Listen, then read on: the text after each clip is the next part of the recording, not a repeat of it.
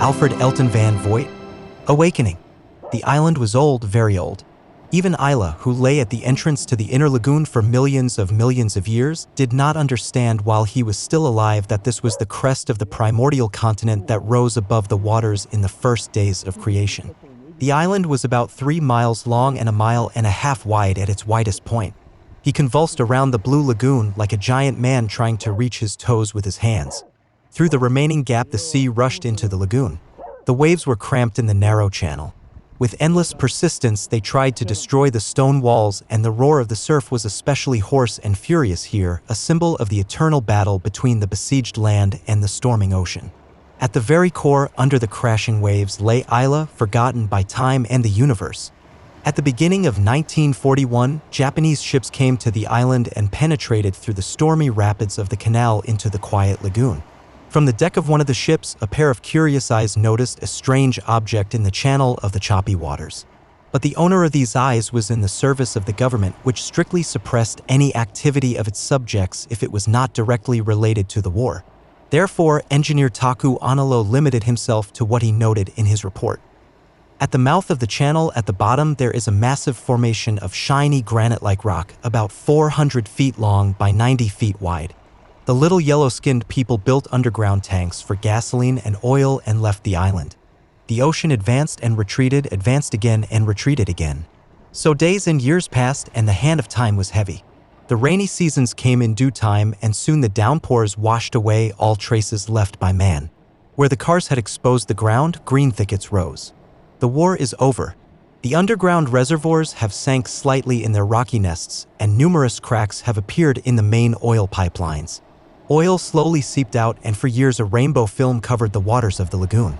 Hundreds of miles from the island near Bikini Atoll, there was one explosion, then another, and mixed currents carried radioactive waters along unknown paths. The first wave of potential energy reached the island in the early fall of 1946. A few years later, a patient official, while sorting through the archives of the Imperial Japanese Navy in Tokyo, discovered a document about the existence of a secret oil storage facility. After the due date, in 19, the destroyer Carlson set off on an inspection voyage usual for such cases. The hour of the apocalypse has struck. Lieutenant Commander Kent Maynard gloomily examined the island through binoculars. He was prepared for unpleasant surprises, but did not expect anything supernatural. Ordinary undergrowth, he muttered, a chain of hills, the ridge of an island, trees. And then he fell silent. On the slope facing them, a wide clearing cut through the palm forest.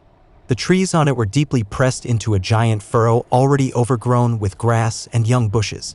A furrow about 100 feet wide stretched from the shore up the slope and ended at a long flat cliff that lay near the top of the hill. Not understanding anything, Maynard stared at photographs of the island taken by the Japanese. Mechanically, he turned to his deputy, Lieutenant Jerson. "Damn it," he said, "how did this cliff end up here? He is not in any photographs." As soon as he closed his mouth, he already regretted what he had said. Jerson looked at him with slightly veiled irony and shrugged. "We must have ended up on the wrong island." Maynard thought it best to remain silent. This Jerson was a strange guy.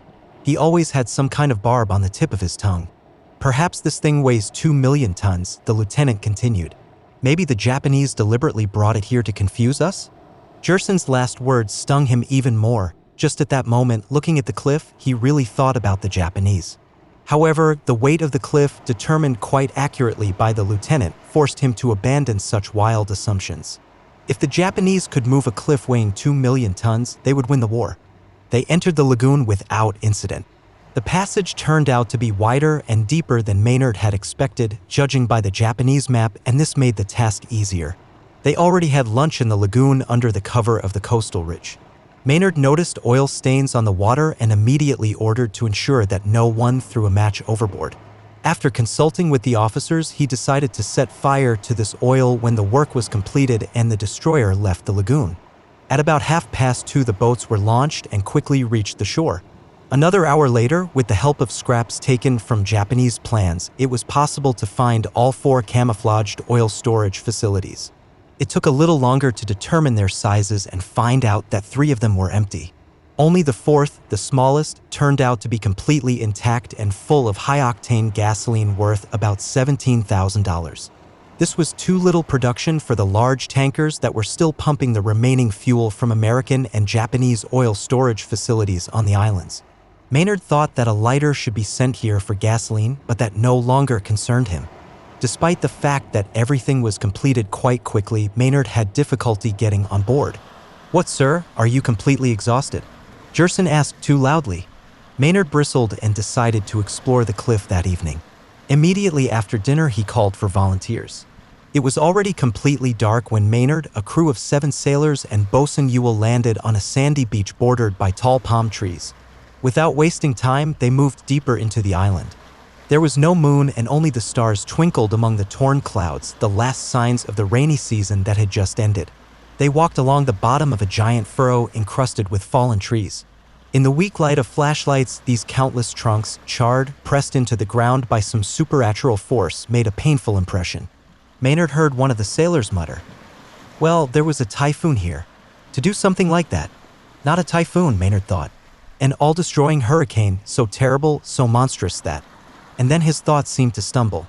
He could not imagine a hurricane capable of dragging a 2-million-ton boulder a quarter of a mile and up a hill 400 feet above sea level. Up close, the surface of the cliff looked like ordinary granite. In the rays of flashlights, it shimmered with countless pink sparks.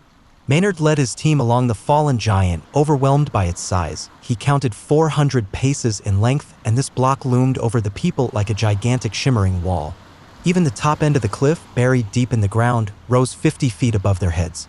The night became increasingly hot, suffocatingly hot. Maynard was sweating profusely. Only the thought that he was fulfilling his duty in such difficult conditions brought him satisfaction.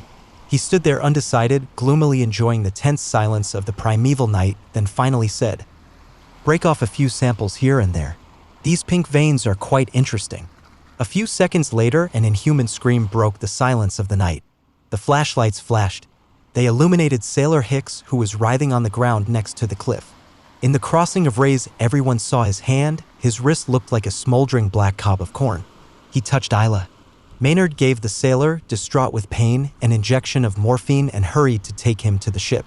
We immediately contacted the base. The surgeon on duty gave step-by-step instructions over the radio on how to conduct the operation. It was decided that an ambulance plane would fly in to pick up the victim. The headquarters apparently wondered how all this could have happened because they asked for more detailed information regarding the hot cliff. By morning, they had already dubbed it a meteorite. Maynard, who usually never argued with his superiors, this time, having heard such a definition, frowned and allowed himself to notice that this meteorite weighs 2 million tons and lies on the surface of the island. "I'll send a second mechanic to take the temperature," he said. The ship's thermometer showed that the temperature of the cliff surface reached almost 800 degrees Fahrenheit. And then Maynard was asked a question that made him turn white. "Yes, we did," he replied. "The radioactivity of the water is slightly higher than normal. We will immediately leave the lagoon and wait for the ship with the scientists in the outer roadstead." He hurried to end the conversation. 9 people were only a few yards from the cliff in the zone of deadly radiation. And the destroyer, stationed half a mile from the coast, also had to receive a dangerous dose of radiation. However, the golden petals of the electroscope did not move, and the Geiger-Müller counter, lowered into the water, only crackled faintly, and even then at long intervals. Having calmed down a little, Maynard went downstairs to visit Sailor Hicks. The victim fell into a restless sleep, but apparently had no intention of dying, which was already a good sign. When the air ambulance arrived, the doctor who arrived on it bandaged Hicks and took blood samples from the entire crew. Climbing onto the bridge, this handsome young man reported to Maynard. "Well, I can say that the suspicions were not justified. Everything on the ship is in perfect order, even Hicks, except for his hand. For 800 Fahrenheit, it burned pretty damn fast. I don't understand." 5 minutes later, while they were still standing on the bridge, piercing wild screams from the lower deck shattered the silence of the secluded island. Something trembled in the depths of Iilah moved. A vague memory of himself, of what he should have done. In fact, consciousness first returned to him at the end of 1946, when he felt a surge of energy from the outside. The external influx weakened and gradually disappeared. His energy was negligibly weak. The crust of the planet, the one he knew before, trembled with the ebb and flow of the potential forces of the young world that had not yet cooled down, just emerging from the stellar stage. And only a long time later, Iilah fully understood the catastrophic situation he had found himself in. At first, while life was barely glimmering in him, he was too focused on himself to pay attention to his surroundings. With an effort of will, he forced himself to analyze and evaluate the situation. Straining his radar vision, he surveyed his strange new world. Iilah lay on a low plateau near the top of the mountain. A more lifeless sight was not stored in the cells of his memory. There was not a spark of atomic fire here, there was no boiling lava, no bursts of energy thrown into the heavens by the force of powerful underground explosions. The mountain he saw did not seem to him like an island in the endless ocean. He perceived objects underwater in the same way as above the surface. His vision, based on ultra short waves, did not allow him to see water. He realized that he was on an old, dying planet where life had died out a long time ago. He was alone and also doomed to die unless he could find a source that would return his strength. A simple logical process caused him to move down the slope towards the flow of atomic energy. But it is unknown why he found himself below the level carrying radiation and he had to crawl back. As he was already moving up the slope, Iilah began to laboriously climb to the nearest peak to find out what was behind it. When he emerged from the invisible and imperceptible water of the lagoon, two mutually exclusive events occurred at once. Iilah found himself cut off from the atomic energy carried by the currents. And at the same time, water stopped inhibiting the neutron and deuteron activity of his own body. The life of his body immediately became more intense. The period of slow decline is over. It had once again become a gigantic self-charging battery capable of drawing normal doses of radioactive life from its constituent elements. And although these doses still remained completely insufficient, Iilah again thought, I have to do something. But what? Iilah tensed. An ever-increasing flow of electrons rushed into the huge cells of his memory. But the memory was silent and the flow weakened. The gradual awakening of vital activity allowed him to form a clearer, more accurate picture of his surroundings. He began sending wave after wave of probing radar signals to the moon, to Mars, to all the planets of the solar system, and as the reflected signals returned to him, Iilah became convinced with increasing alarm that all of these, too, were dead bodies. He was a prisoner of a dead system doomed to inevitable death. When his internal energy runs out, he will become a particle of the lifeless mass of the planet on which he was thrown. And then he realized that he was already dead. How this happened, he could not understand. He only remembered that a destructive, paralyzing substance suddenly fell upon him, surrounded him, and suppressed all life processes. Over time, the decay of chemical elements turned this substance into a harmless mass, no longer capable of isolating him from the world. Now he lived again, but with such a weak, barely glimmering life that he could only wait for the end. And he waited. In 19, he saw a destroyer sailing towards him across the sky. Long before the ship slowed down and stopped directly below him, Iilah had already realized that this life form had nothing in common with him. Inside there was a weak source of artificial heat, and through the outer walls Iilah caught the flickering of dim lights. All that first day, Iilah waited for the creature to pay attention to him. But there were no waves coming from the ship. He was dead, and yet he floated in the sky above the plateau. Iilah could not explain this unthinkable phenomenon. He did not feel water, could not even imagine air, and his ultra-short radiation passed through people as if they did not exist at all.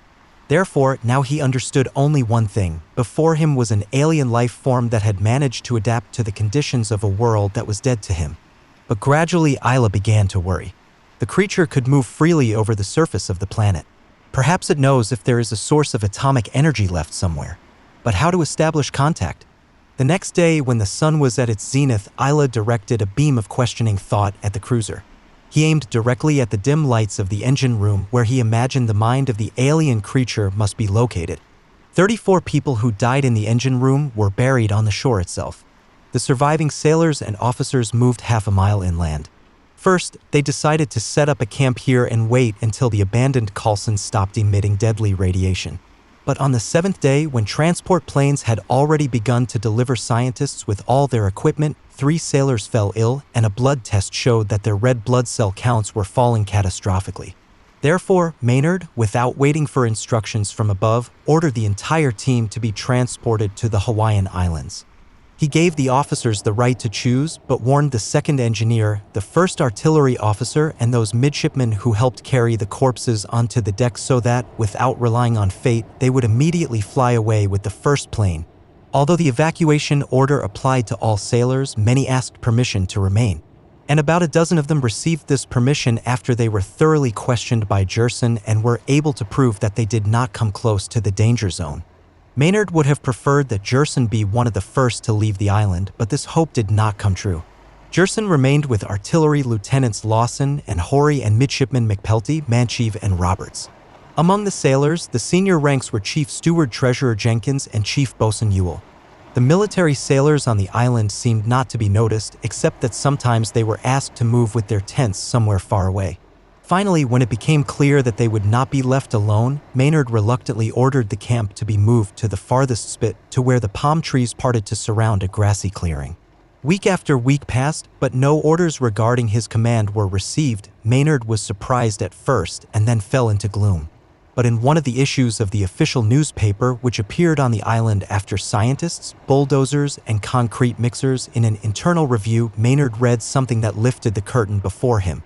According to the author of the article, a scandal broke out between the naval authorities and big shots from the Atomic Energy Commission. As a result, the sailors were ordered to not interfere. Maynard read the review with mixed feelings, the conviction growing stronger in him that he was the only naval commissioner left on the island. This thought conjured dizzying images in his mind. He saw himself in the role of an admiral if only he could find the right solution. But he could not come up with any other solution other than to sit here and watch everything that was happening with both eyes. Maynard lost sleep. For days on end, he walked around the island as unnoticed as possible and examined the most interesting installations and tent cities, which housed an entire army of scientists and their assistants. And at night he moved from one secret hiding place to another, watching the brightly lit shore of the lagoon. The island seemed fabulous, a sparkling oasis under the dome of the black Pacific night. Garlands of light stretched over the rustling waves for a mile along the shore. Against the background of this glow, a heavy structure loomed, a long box of massive reinforced concrete walls stretching parallel to each other from the foot to the very top of the hill. Inside the box, open at the top, lay a cliff, and protective walls approached it almost closely to cut it off from the rest of the world. There were also lanterns on the walls. Only towards midnight did the roar of the bulldozers stop. The concrete mixers, having dumped the last portions of the mixture, went down the temporary road to the beach and silence fell. The entire cumbersome organization of people and mechanisms fell into an uneasy sleep. Maynard waited for this moment with the bitter patience of a man who does much more than is required of him. His patience paid off. He turned out to be the only person who saw with his own eyes how the cliff crawled to the top of the hill. It was an amazing sight. 15 minutes remained until 1 o'clock in the morning, and Maynard was already considering this day a lost one when suddenly an incomprehensible sound was heard. It looked like the dump truck had dumped a whole truckload of rubble. At first, Maynard was only afraid for his secret observation post. Now he would be discovered and everyone would know about his nightly activities. But the very next moment he saw an approaching cliff in the light of the lanterns. Reinforced concrete walls crashed and crumbled under the uncontrollable onslaught. 50, 60, finally all 90 feet of the monster rose above the hill, sank heavily to the top, and here the cliff froze again. For 2 months, Iilah watched the ships that entered the lagoon. He wondered why they all followed the same path. Maybe their abilities are limited and that's why they stay at the same level? But even more interesting was the fact that everyday unknown creatures circled the island and disappeared somewhere, hiding behind a high ledge on the eastern shore. And each time, after several days, they reappeared in his field of vision, entered the lagoon the same way, and hung there above the surface of the planet. During these months, Iilah was surprised to notice several times other small but much more powerful winged ships that were rapidly falling from a great height and also disappeared somewhere in the east.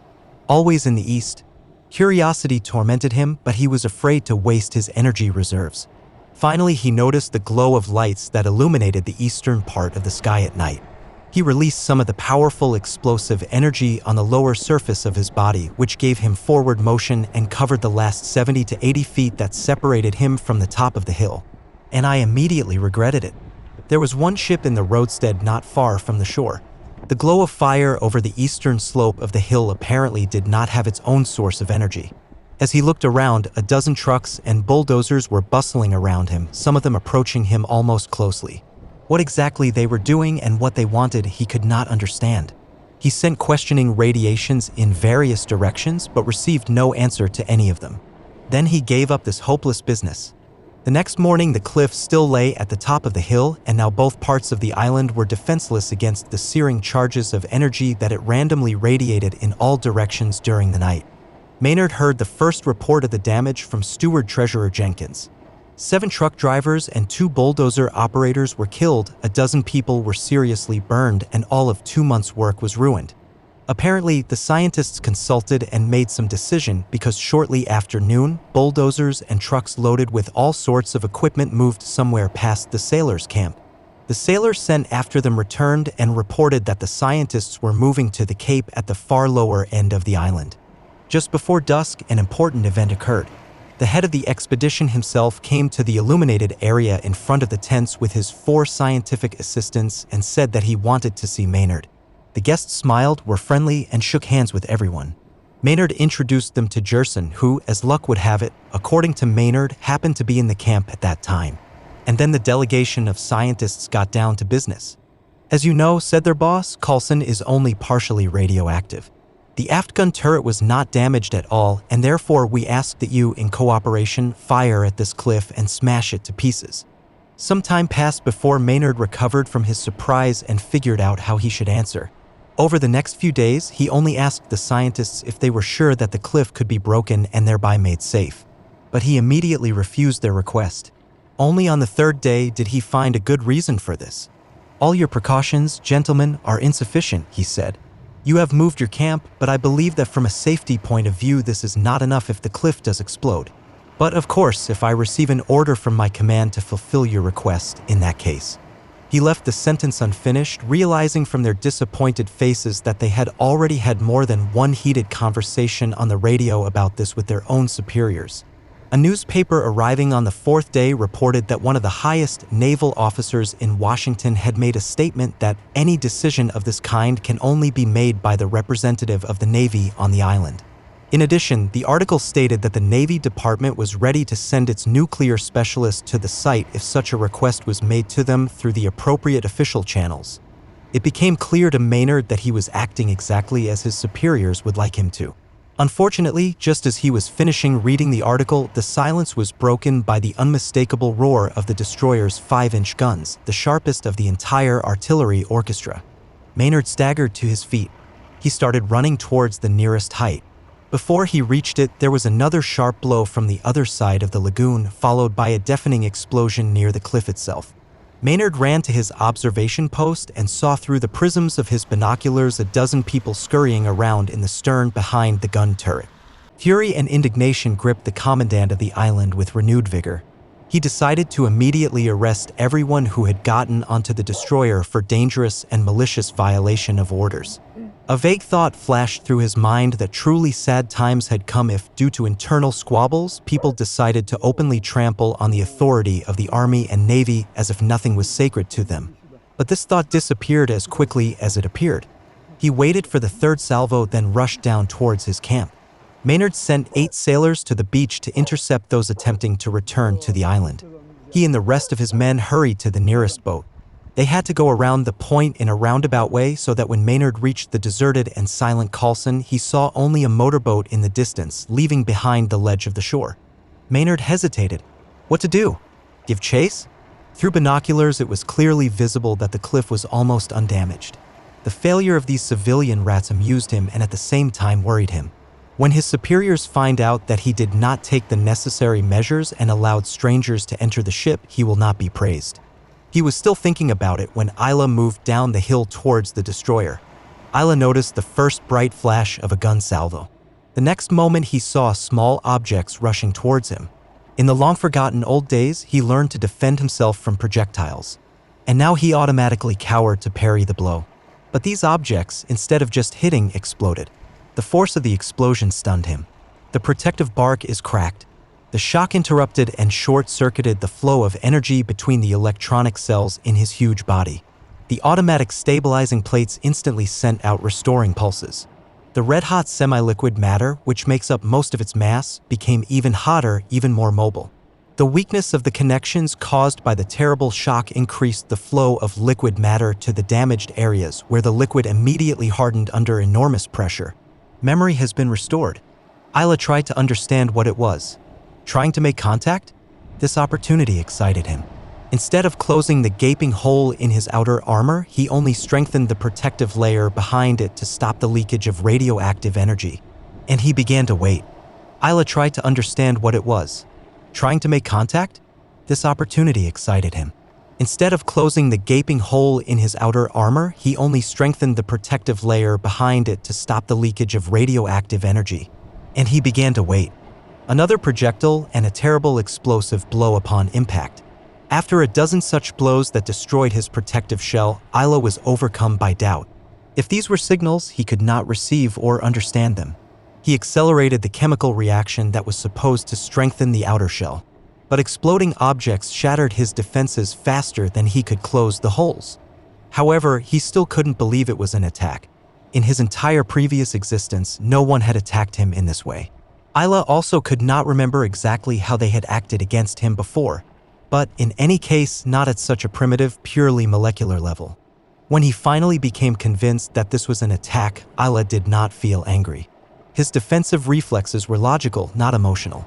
He examined the destroyer and decided that it should be moved away from him. And from now on it will be necessary to remove any such creature if it tries to approach. And all the moving objects that he saw from the top of the hill, all of this must be gotten rid of. He moved down the hillside. The creature, motionless hovering above the plateau, stopped breathing fire. As Iilah approached, the only sign of life was an elongated, much smaller object that floated quickly along the side. At that moment, Iilah plunged into the water. He felt something like shock. He had almost forgotten that there was a certain level on this desolate mountain below which all his vitality weakened. Iilah hesitated. Then he slowly moved further down into the oppressive environment, feeling that he was now strong enough to withstand such purely negative pressure. The destroyer opened fire on him again. The shells, fired almost at point-blank range, tore deep craters in the 90-foot cliff that Iilah appeared to the enemy to be. When the stone mass touched the destroyer, the shooting stopped. Maynard, who had defended the ship to the last opportunity, rushed with his men into the boat on the opposite side and was now leaving at top speed. Iilah pushed the destroyer. The pain from the titanic blows was similar to the pain that any living creature experiences when its body is partially destroyed. Slowly, with difficulty, he restored himself. And then with rage, anger, and now with fear, he pushed again. A few minutes later, he threw the strange, clumsy creature onto the rocks at the very edge of the platform. Beyond these rocks, the mountain went down a steep cliff. And then the unexpected happened. Once on the rocks, the absurd creature began to shudder and sway as if some destructive forces had awakened inside it. It fell on one side like a wounded animal, shuddered again, and began to fall apart. It was an amazing sight. Iilah crawled out of the water, climbed the mountain, and again began to descend along another slope towards the lagoon where the cargo ship had just entered. However, the cargo ship managed to round the cape, enter the canal, and get out of the lagoon. Passing over a dark, deep valley that began behind the outer reefs, he went several miles away, slowed down, and anchored. Iilah wanted to drive him away, but he was limited in his movements. Therefore, as soon as the cargo truck stopped, Iilah turned around and crawled towards the cape where small objects had gathered in a heap. He did not notice the people who were saving themselves on the shallows not far from the shore and from there, in relative safety, watching the destruction of their camp. Iilah, inflamed with anger, attacked the cars. The rare drivers who tried to save them turned into a bloody mess among the flattened metal. On that day, many suffered from their own fantastic stupidity or panic. Iilah was moving at about 8 miles an hour. And yet, 317 people fell into individual traps and were crushed by a monster that did not even suspect their existence. Obviously, it seemed to everyone that Iilah was chasing him. Finally, Iilah climbed to the nearest height and scanned the sky in search of new opponents. But I only saw a cargo truck about 4 miles from the coast. There was nothing to fear. Darkness slowly fell on the island. Maynard walked carefully through the grass, shining the beam of a flashlight directly ahead of him on the steep descent. Every few steps he asked, "Is anybody here?" This went on for several hours. In the gathering twilight, the sailors looked for survivors, put them in a boat, and took them across the lagoon along the canal to the roadstead where the cargo ship was moored. An order was transmitted over the radio. They had to complete the evacuation in 48 hours. After this, an automatically controlled aircraft will drop the bomb. Maynard imagined that he was left alone on this dark island, the abode of the monster. And he shuddered with almost sensual joy. He was pale and feverish with horror and delight. Everything was as in those distant times when his ship was in formation of an armada shelling the Japanese coast. Then he too was bored until he imagined himself there on the shore in the thick of the explosions. A groan distracted him from these thoughts. By the light of the flashlight, Maynard made out a familiar face. The man was crushed by a fallen tree. Jerson approached and injected him with morphine. Maynard bent over the wounded man. This was one of the world-famous physicists who arrived on the island. Immediately after the disaster, people asked about him endlessly on the radio. Without his consent, not a single scientific council dared to approve the bombing plan put forward by the naval headquarters. "Sir," Maynard began, "what do you think about?" He choked and mentally took a step back. For a moment, he forgot that his naval superiors, having received permission from the government to act at their own discretion, had already given the order to use the atomic bomb. The scientist shuddered. "Maynard," he croaked, "there's something fishy about this thing. Don't let them do anything." The eyes widened in pain. The voice broke. "You should have asked him. Immediately. In a few seconds, the great scientist will plunge into a narcotic sleep and will not wake up soon. In a moment, it will be too late." This moment flew by. Lieutenant Jerson rose to his feet. "Well, I think everything will be all right, Captain," he said. Then he turned to the sailors with the stretcher. "Two of you will carry this man to the boat. Carefully.